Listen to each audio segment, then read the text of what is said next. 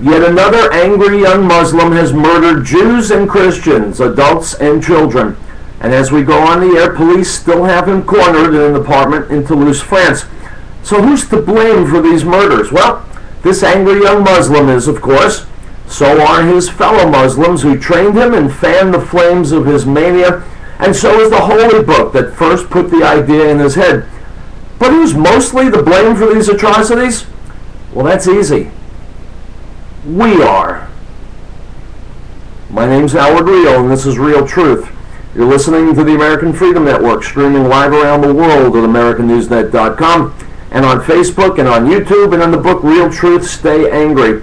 And of course, as always, broadcasting out across the Colorado Front Range on KHNC, Johnstown, Colorado, 1360 AM The Lion. Our call-in number 877-254-7524. Dateline Toulouse, France from CNN. Mohamed Merah, a 23-year-old man described by French authorities as a self-styled Al-Qaeda jihadist, has been named as the chief suspect in a series of shootings that left 7 people dead. A picture is emerging of a man who's already known to the police and had apparently sought out Islamist jihadists in Pakistan and Afghanistan. He claims to be a jihadist and says he belongs to Al-Qaeda, said Interior Minister Claude Gaunt in Toulouse. He wanted to avenge the Palestinian children and take revenge on the French army because of its foreign interventions. A French national of Algerian origin, he'd been under surveillance by French intelligence for a couple of years, having already committed certain infractions, some with violence, Gaunt told CNN affiliate BFM TV.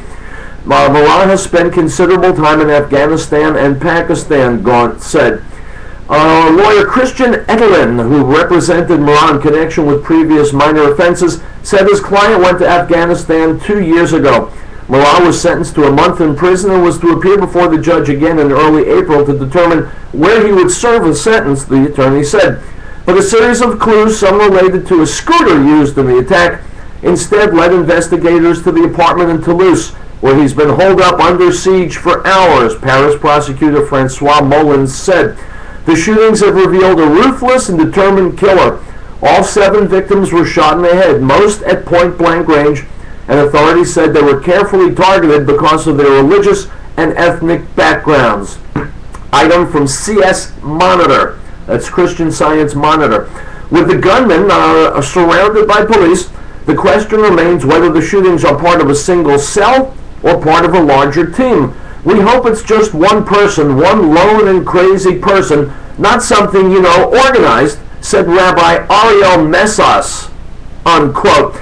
Rabbi, permit me to enlighten you. This is indeed something organized. There's an organization that he belongs to. It's called Islam. And it didn't just appear. It's 1,400 years old, and it's been doing this for all of those 1,400 years. Item from the LA Times reporting from Jerusalem. Both Israeli and Palestinian officials on Wednesday rejected attempts to link shootings at a Jewish school in France to the Mideast conflict. And stop.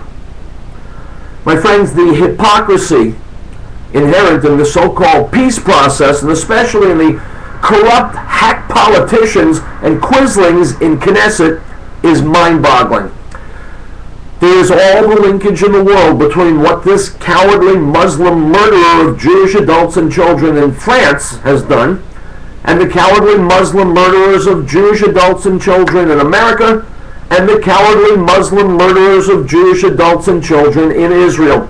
It is the ongoing, fully unified, well-organized jihad against the West, included in which is the Jewish people, of course, which has never stopped since Muhammad founded his religion 14 centuries ago.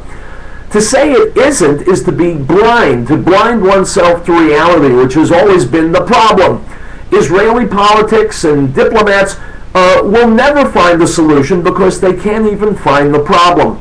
The problem is Islam, an angry, violent, ugly, aggressive belief system that wages war on all fronts at all times against all those who are not a part of it, who themselves are not Muslims.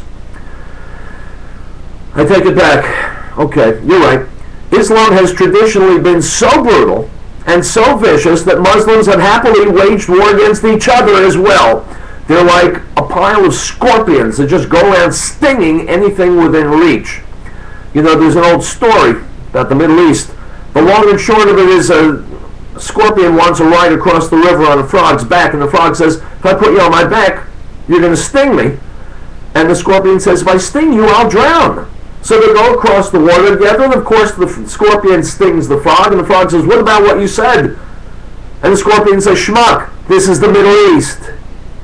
So my question is this: how can a Muslim in Toulouse, France murder children if he were not in Toulouse, France? Think about it. Another question: how can a Muslim in Jerusalem or Tel Aviv murder children if he were not in Jerusalem or Tel Aviv? How can Muslims on airplanes in the United States murder 3,000 people in cold blood if they were not in the United States? The blindingly obvious answer is that they could not. There is no terror where there are no terrorists. Okay, so which Muslims are the potential terrorists? Well, the answer has to be all Muslims who read the Quran, which is to say all Muslims. In this day and age of dirty bombs, hideous biological weapons, suitcase nukes, and more, the stakes are just too damn high for us to continue to play with our heads up our butts, these PC games, any longer. We cannot afford to miss even one suicide bomber, or one truck headed for a nuclear plant, or one guy with a bottle of bubonic plague hanging around a reservoir, or one guy who wants his 72 virgins in heaven who happens to be standing in front of a school. What has worked marginally well until now isn't working any longer, and it won't work. As we see clearly demonstrated today in Toulouse, France, it just won't work. It is time to make it impossible for terrorism to happen in our countries. And the only way for us to do that is to make it impossible for there to be terrorists in our countries. My friends, there is no country in the world that has a longer, prouder history of religious freedom than the United States. And it's been a good run these 230 some odd years, and I think it may be coming to a point where we need to say there's an exception to every rule in the world. Is Islam the exception? I think it's a damn good question, especially on a day like today to ask. It's a debate this country, it's a debate the entire world needs to have. And I hope that the debate begins right here. This is Real Truth. We'll be right back.